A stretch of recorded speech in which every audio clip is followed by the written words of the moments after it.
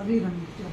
बहुत अच्छी मुलाकात रही और महाराज जी ने बहुत आशीर्वाद दिया और उन्होंने कहा कि बहुत अच्छा आप लड़े चुनाव, बस आपको आजमगढ़ छोड़ना नहीं है। और ये बात पहले भी मैं कहता था कि मैं जीतूं या हारूं, आजमगढ़ की जिम्मेदारी अगर मुझे दे दी है पार्टी ने कार्यकर्ता के रूप में तो मैं छोड़ने वाला नहीं हूँ। मैं यहाँ रह के और जो भी विकास कार्य है उसको आगे बढ़ाएंगे, क्योंकि देखिए केंद्र में भी हमारी सरकार बन गई और प्रदेश में हमारी सरकार है ही, तो आप देखेंगे कि आजमगढ़ का कोई कार्य रुकेगा नहीं। ये महाराज जी ने भी हमें कहा कि आप वहाँ रहिए, रह के अपना भी काम करिए, वहाँ अपनी शूटिंग करिए, अपनी फिल्में बनाइए, लेकिन आजमगढ़ का कोई काम न रुके इसकी भी चिंता आप ही को करनी है,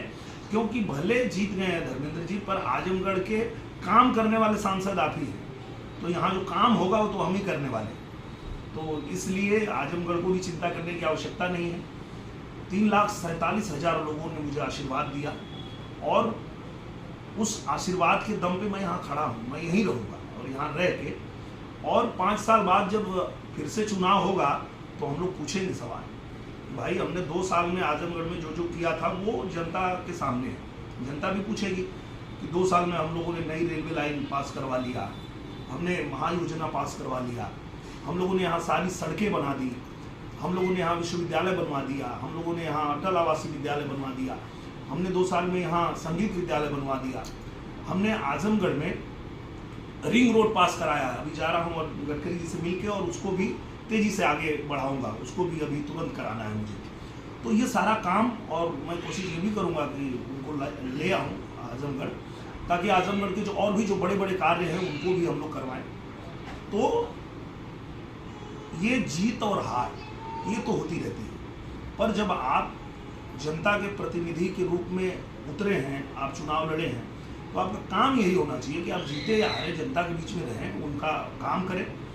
और वही हम लोग करने वाले हैं और यही हम लोगों को सिखाया भी गया है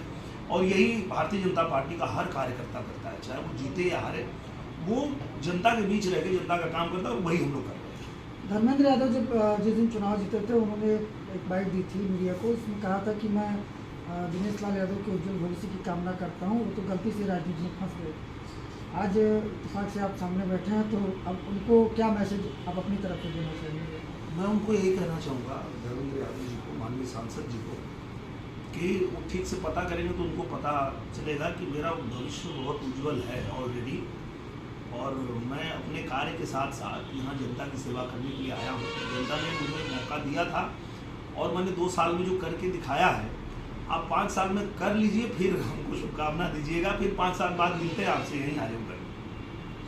तो क्या लगता है आजमगढ़ में जो आपकी हार हुई है, इस हार का कारण क्या है?